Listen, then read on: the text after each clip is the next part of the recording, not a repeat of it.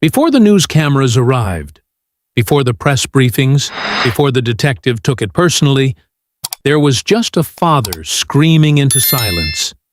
He wasn't perfect. He wasn't polite. He didn't follow the chain of command. But he remembered the last time Lily kissed his cheek. The way Jack reached for his hand, and when they disappeared, he knew something was wrong.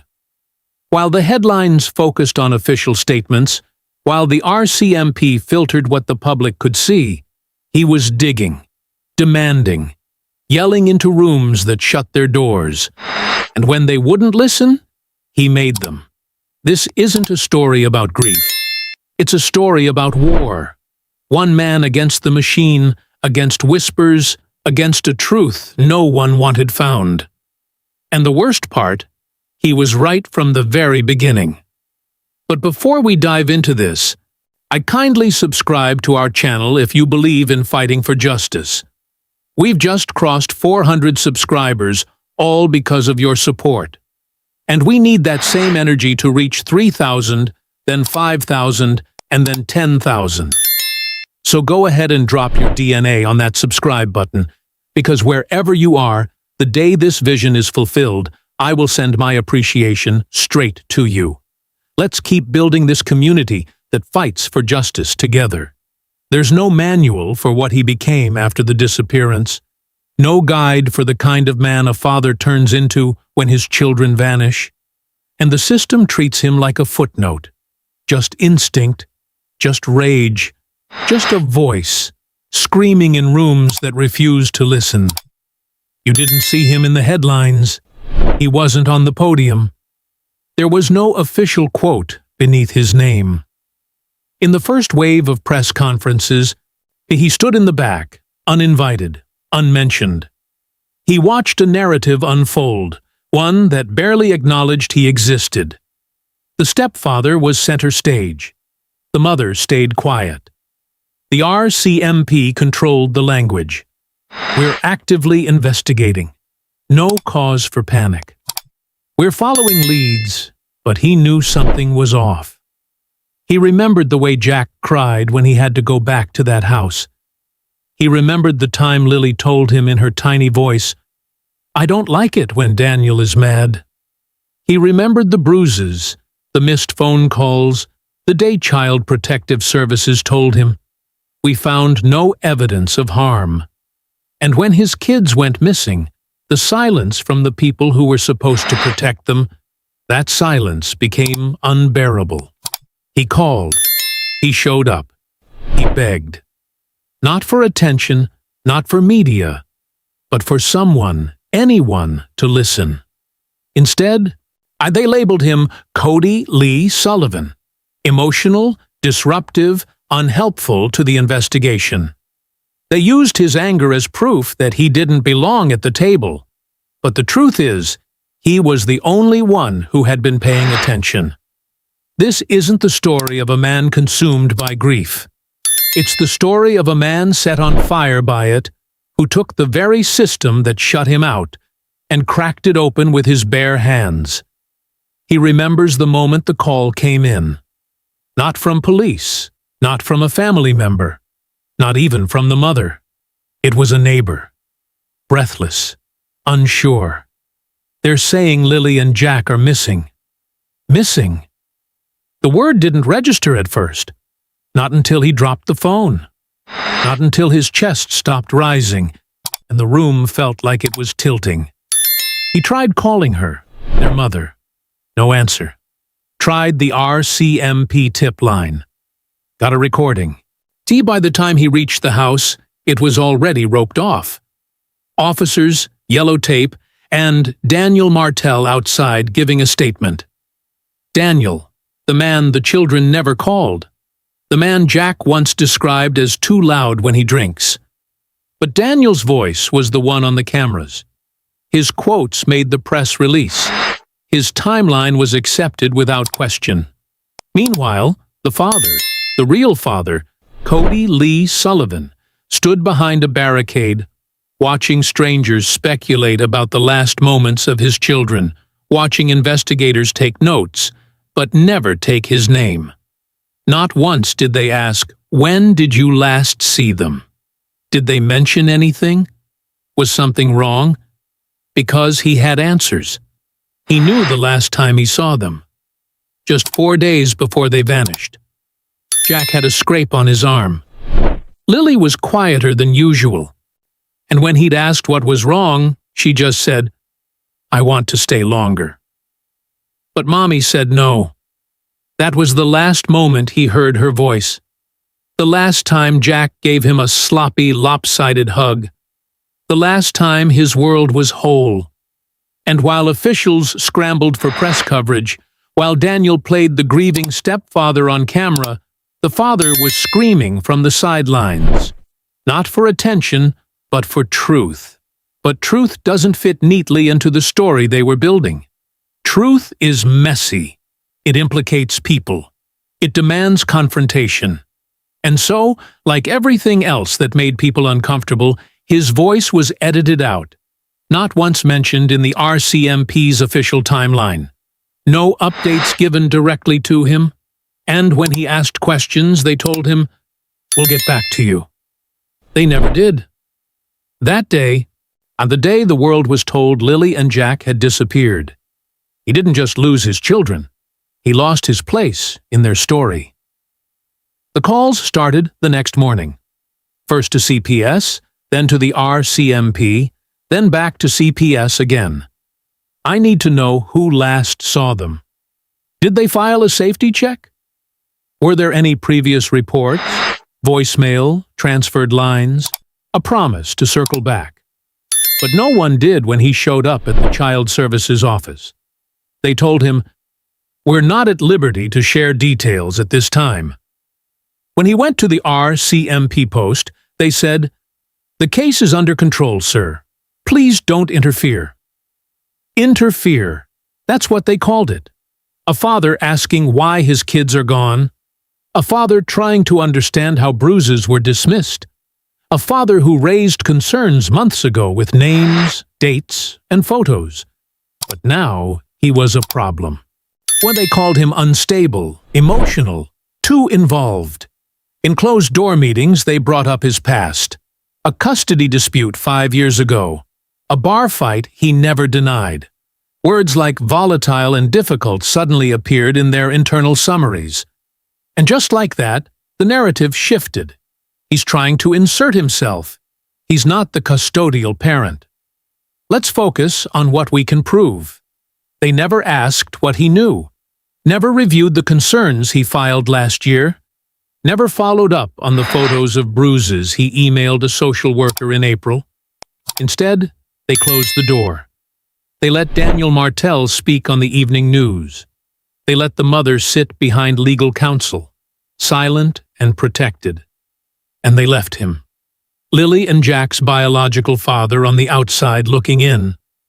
But what they didn't realize was this. They weren't locking him out.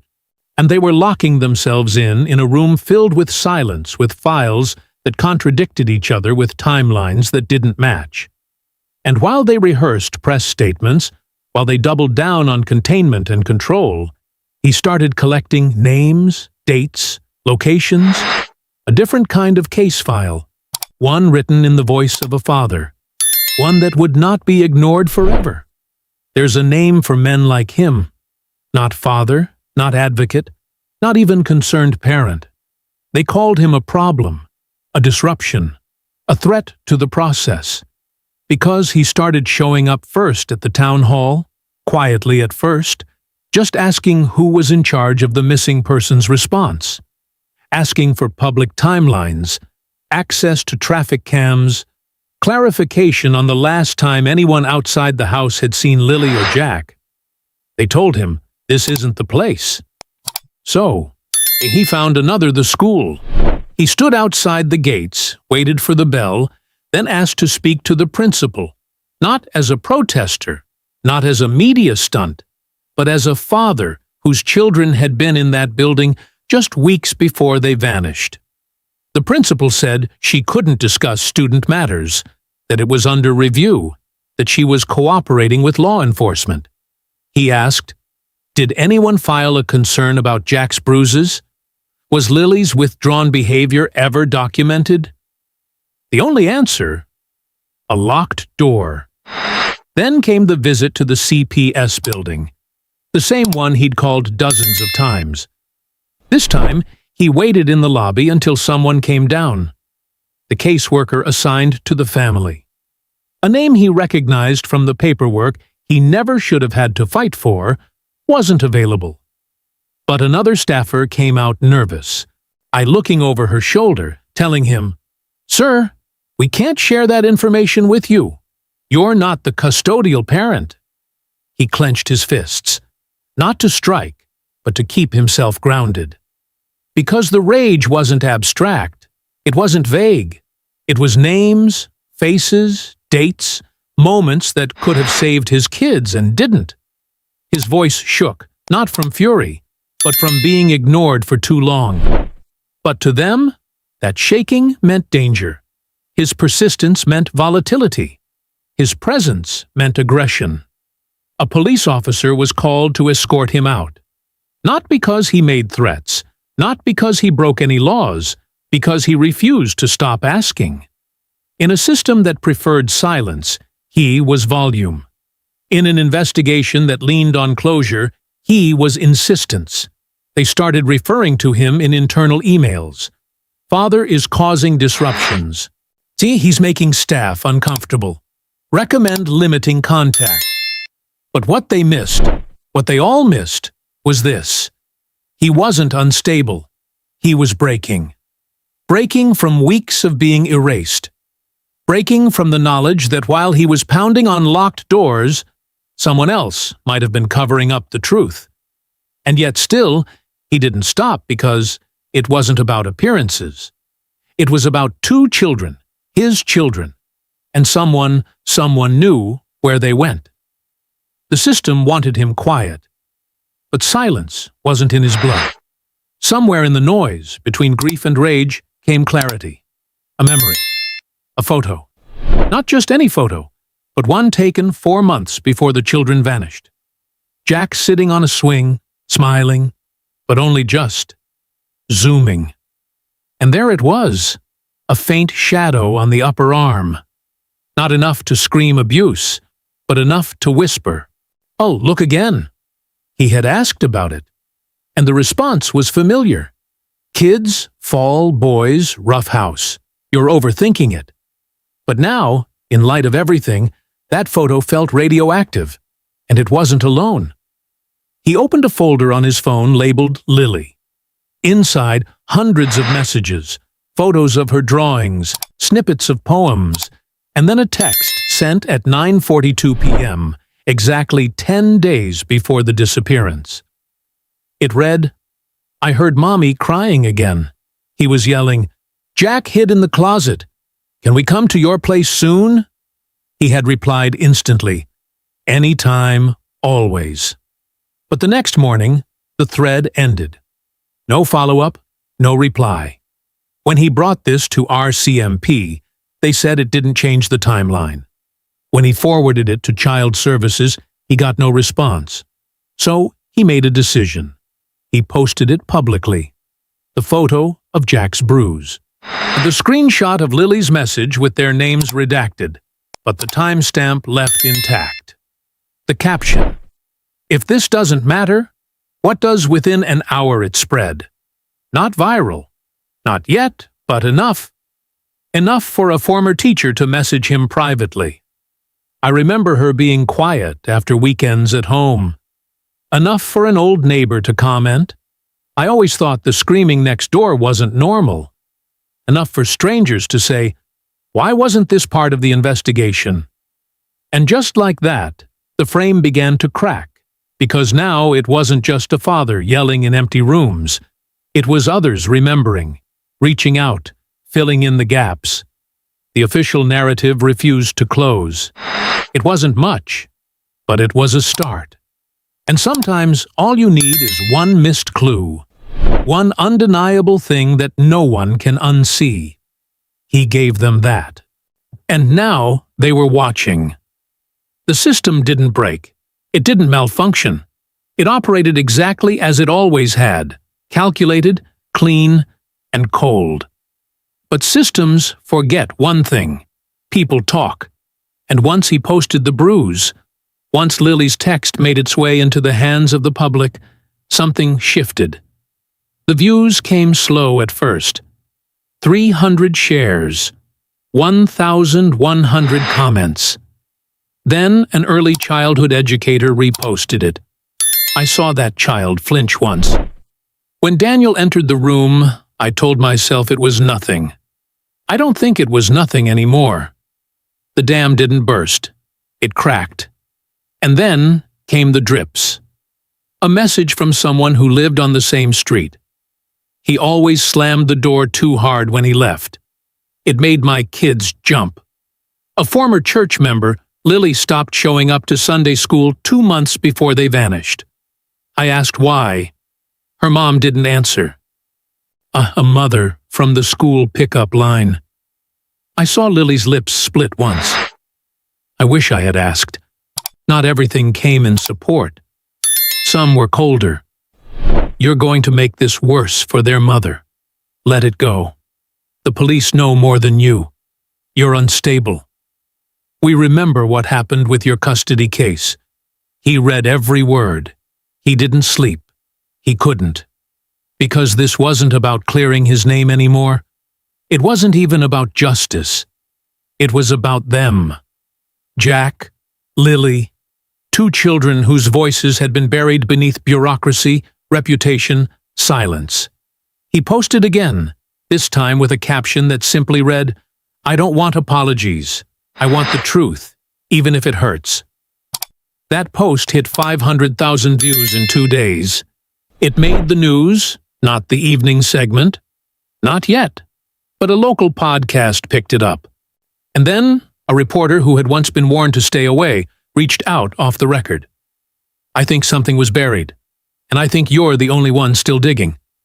Suddenly, he wasn't alone. Not entirely. A few voices were echoing now. Quiet? Yes. Careful? Always. But echoing. And that's all it takes sometimes. Not a riot, not a fire. Just enough people whispering the same thing at the same time. We saw it too. It started small. A comment under the photo of Lily's drawing. Then another under the post about the bruises on Jack's shoulder. I always wondered about that scream I heard once. There was a night Daniel's truck was parked outside their house till 2 a.m. It didn't feel right. He didn't expect the messages. Not really, because for months he was a man screaming into a void. But now, the void was whispering back. A woman from the next street over DMs him privately. She's afraid to speak on record. She says she remembers a night when she heard what sounded like Jack crying. Loud, persistent. I should have checked. I told myself it was just a tantrum. A former teacher emails him from an anonymous account. I was told not to report the marks. It wasn't my business. I'm sorry. And still others. They warn him. You're dragging up things better left buried. Daniel's family has connections. Be careful. They're going to paint you as unhinged again. But he doesn't flinch. Because when you lose your children, you lose your fear. Every time someone warns him to stop, he posts something louder. The voicemail Lily left him 3 weeks before she disappeared. Quiet, short, but something's off in her voice. A family photo he took a year ago. Lily's body ever so slightly leaning away from Daniel. A school report showing Jack's attendance dropping dramatically after Daniel moved in. He doesn't explain these posts. He just leaves them. No hashtags, no filters, no quotes. The people start doing the explaining for him. Comment after comment. Testimony after testimony. Strangers connecting the dots. The RCMP said didn't exist. One neighbor even admits to searching the wooded path behind the house herself, days before the police ever cordoned it off. She says she found a glitter sticker. Didn't know it meant anything until now. His inbox fills. Some brave, some broken. all late, and yet not too late.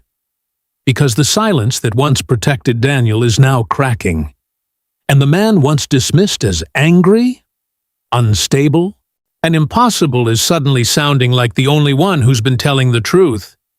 In this town, they used to say, "It's better to mind your business." But now, they're beginning to realize this was always their business. As the story gained traction, so did the resistance. The more the father posted, the more the town recoiled. Whispers turned to complaints, then to letters, then to signatures. Someone filed for a restraining order, claimed he was harassing school staff, showing up unannounced, creating a hostile environment. He never laid a finger on anyone, never threatened, never crossed a legal line. But when grief refuses to sit quietly, it's labeled disruptive, aggressive, dangerous. His name stopped opening doors. It started closing them. Parents he'd once shared carpool routes with crossed the street to avoid him. To church members he once prayed beside now looked through him. The whispers weren't new, but the silence hurt more.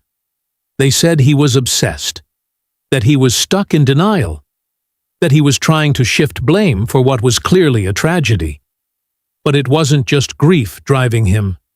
It was memory. The sound of Lily's laugh in the back seat. The way Jack would always tug his shirt when nervous, he remembered. The system had forgotten. So, while the court dates and filings piled up, he kept digging. Late nights became all-nighters. Walls once covered in family photos now filled with timelines, printouts, GPS screenshots, highlighted inconsistencies, circled statements, red string pulling it all together. He was no detective, but he was close and getting closer. Then one night, after months of shouting into silence, he got a call. It was brief. See, the voice on the other end didn't give a name, just one sentence. "I've been following your posts," a pause, then "You're not wrong." That call changed everything because it didn't come from a neighbor or a friend or a stranger offering condolences. It came from someone inside, someone who still wore the badge, someone willing to listen, someone who had seen the same cracks and had been told to look away. And suddenly, the father wasn't just angry. He wasn't just grieving. He was mobilizing. One man, one story. And now, one ally inside the very machine that had shut him out. They had tried to silence him, turn the town against him, strip him of credibility, but instead, they just sharpened his purpose. By month 3, he wasn't just fighting for answers. He was fighting for his name. First came the whispers, then the warnings, and then the paperwork. Someone filed a restraining order against him. No physical threat, no crime, just his presence labeled intimidating. His visits to the school were unwelcome. His questions to the principal were hostile. His attempt to speak to the caseworker, borderline harassment. All he'd done was show up, ask, demand, plead.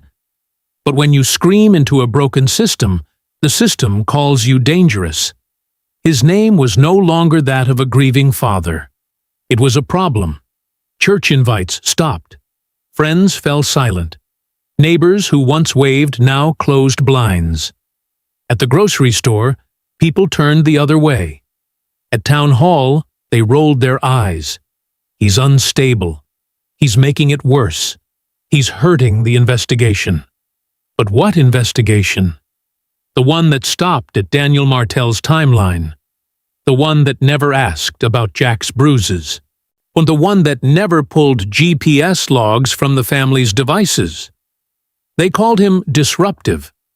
But what they really meant was, he won't go away. And he wouldn't. Because behind the online rants, the town hall confrontations, the raw grief was something more dangerous than outrage. Evidence. He started connecting dots. Notes in a spiral-bound book. Hand-drawn maps. receipts, voice memos. He wasn't guessing anymore. He was building a case, and someone noticed. It didn't happen in a dramatic moment. No press conference, no announcement, just a message tucked into a brown envelope slipped under the windshield of his car one night. No name, no sender, just a few printed emails. Internal exchanges between RCMP officers marked confidential. The subject line, Martel Inquiry Shelf until further notice. That was the crack on the fracture in the wall he'd been beating against for months. And through it, a hand reached back. Someone in law enforcement had been watching him. Someone who saw what he saw. Someone who, despite orders, refused to forget Jack and Lily. That night, the father didn't cry. He didn't post. He didn't shout. He just circled one name on the email chain and made a note beside it. Ask him to meet, because now he wasn't alone. He wasn't the right kind of father. That's what they said. Too loud, too angry, too unstable. He didn't know the language of press conferences. He didn't wear grief like a pressed suit. He didn't cry politely for the cameras. He roared. He pushed. He broke the silence that kept too many comfortable. And for that, they tried to erase him, but they couldn't because he was right. Every red flag, every ignored bruise, yet every quiet, bureaucratic decision that sealed Jack and Lily's fate. He had seen it, felt it, screamed about it when no one else would. But truth in a town like this, it's not welcomed. It's endured. And he endured it all.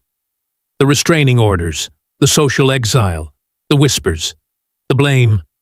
His job suffered, his relationships fractured, his health declined, and still he showed up. Not because he trusted the system, but because he couldn't sleep until the silence was broken. And finally, it broke. One detective, one inbox of buried reports, one community that started whispering in his direction instead of away from it. He didn't win. This wasn't a victory. His children were still gone, and with them, parts of him that will never come back. But for the first time, someone listened and someone followed.